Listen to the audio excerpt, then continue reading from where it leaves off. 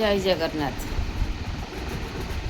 ମୁଁ ସସ୍ମିତା ପରିଡ଼ା ମୋ ଭକ୍ତିଭାବ ଓଡ଼ିଆରେ ଗୋଟିଏ ଛୋଟିଆ ଉଦାହରଣ ଦେଉଛି। ଆମେ ସମସ୍ତଙ୍କୁ ପରୀକ୍ଷା କରିଥାଉ,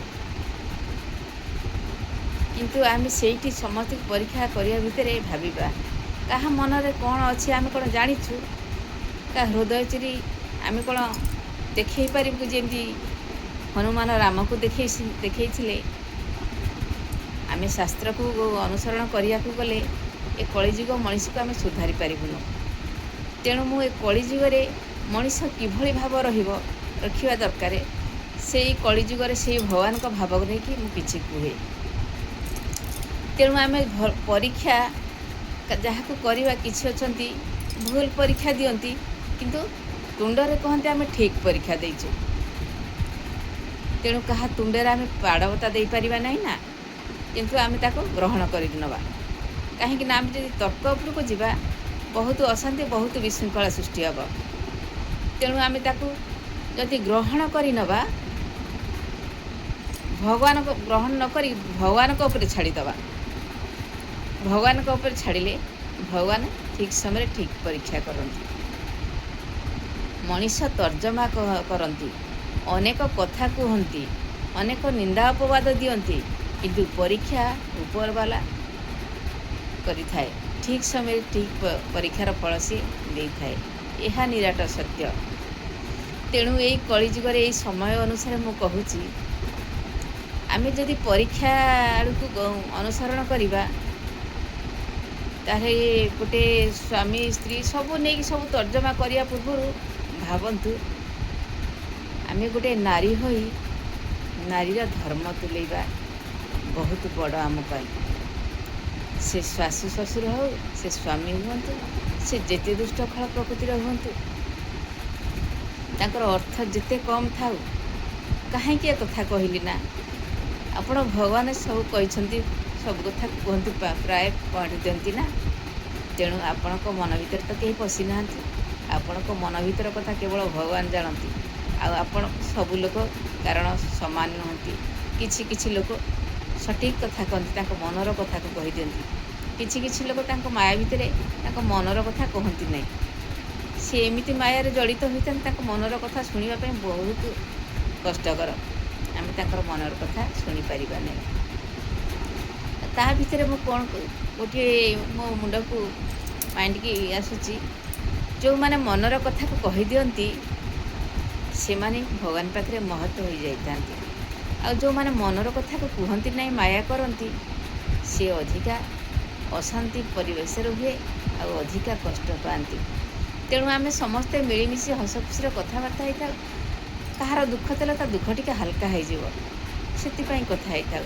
କାରଣ ଆମ ଭାଗ୍ୟରେ ଯଦି ଭଗବାନ ଯାହା ଲେଖିଥିବେ ଆମେ ତାହା ନିଶ୍ଚିନ୍ତ ଭୋଗିବାକୁ ପଡ଼ିବ। ଦୁଃଖ ଲେଖା ହେଇଥିଲେ ଆମେ ଦୁଃଖ ପାଇବା, ସୁଖ ଲେଖା ହେଇଥିଲେ ସୁଖ ପାଇବା। ଭଲ ଶାଶୁ ଶ୍ୱଶୁର ଯଦି ଆମ ଭାଗ୍ୟରେ ଥିବ, ଆମେ ଭଲ ଶାଶୁ ଶ୍ୱଶୁର ପାଇବା। ଖରାପ ଶାଶୁ ଶ୍ୱଶୁର ଯଦି ଆମ ଭାଗ୍ୟରେ ଥିବେ, ଆମେ ଖରାପ ଶାଶୁ ଶ୍ୱଶୁର ପାଇବା। ଆମେ ଯଦି ଭଲ ପୁଅ ବୋହୂ ହୋଇପାରିବୁ, ତାହେଲେ ଖରାପ ଶାଶୁ ଶ୍ୱଶୁରକୁ ଆମେ ଧୈର୍ଯ୍ୟ ସହିତ ହସି ହସି ସବୁ ସହି ତାଙ୍କୁ ମନକୁ ବଦଳାଇ ପାରିବୁ। ଆମେ ଯଦି ଖରାପ ପୁଅ ବୋହୂ ହୋଇପାରିବୁ, ଆମେ କେବେ ଭଲ ଶାଶୁ ଶ୍ୱଶୁରକୁ ଗ୍ରହଣ କରିପାରିବୁ। ତେଣୁ ସେଥିପାଇଁ ଏଇସବୁ ତର୍ଜମା ଭିତରେ ବୃଦ୍ଧାଶ୍ରମକୁ ବାପା ମାଆକୁ ଛାଡ଼ି ଦେଉଛନ୍ତି। ଏତେ ବୃଦ୍ଧାଶ୍ରମ ଖୋଲା ହେଲାଣି ବାପା ମାଆଙ୍କ ପାଇଁ। ମୁଁ ଭାବୁଛି ପୁଅ ବୋହୂମାନଙ୍କ ପାଇଁ ଗୋଟେ ବୃଦ୍ଧାଶ୍ରମ ଖୋଲା ହେବା କଥା। ପୁଅ ବୋହୂ ଆଶ୍ରମ, ଏଇ ଜରାଶ୍ରମଟା ପୁଅ ବୋହୂଙ୍କ ପାଇଁ ଖୋଲିଲେ ବହୁତ ଭଲ ହେବ। କାହିଁକି ନା ସବୁବେଳେ ମୁଁ ଦେଖୁଛି ପୁଅ ବୋହୂର ତର୍ଜମା, ସବୁବେଳେ ଦେଖୁଛି ସ୍ୱାମୀ ସ୍ତ୍ରୀର ତର୍ଜମା, ପୁଅ ବୋହୂର ତର୍ଜମା।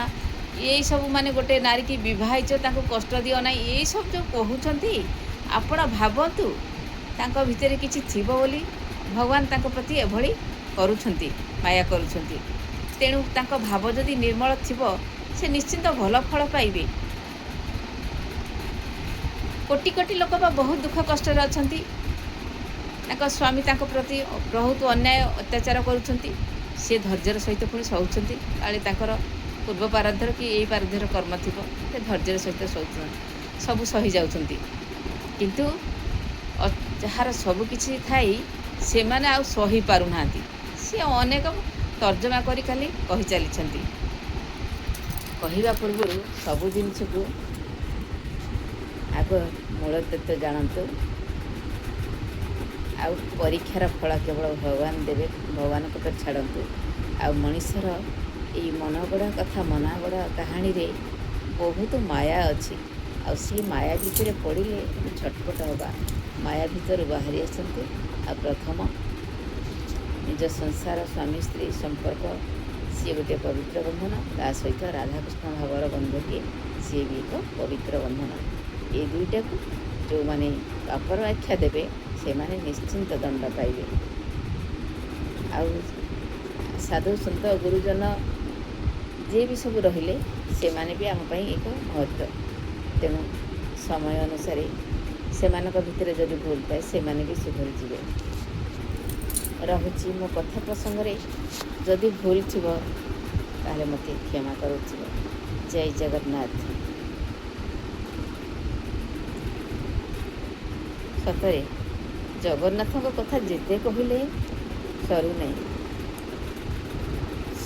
ସବୁବେଳେ ସେଇ ତାଙ୍କ ନାମ ଜପି ଜପି ସେ କାମ ଭିତରେ ନାମ, କାମ ସହିତ ନାମ, ତା ସହିତ ସବୁ କାମ କଲା ଭିତରେ ସତେ ଯେମିତି ମୋ ଜଗନ୍ନାଥ ମୋ ପାଖରେ ଠିଆ ହେଇଛନ୍ତି। ମୁଁ ତାଙ୍କ ଭିତରେ ସବୁବେଳେ ଅନୁଭବ କରୁଛି।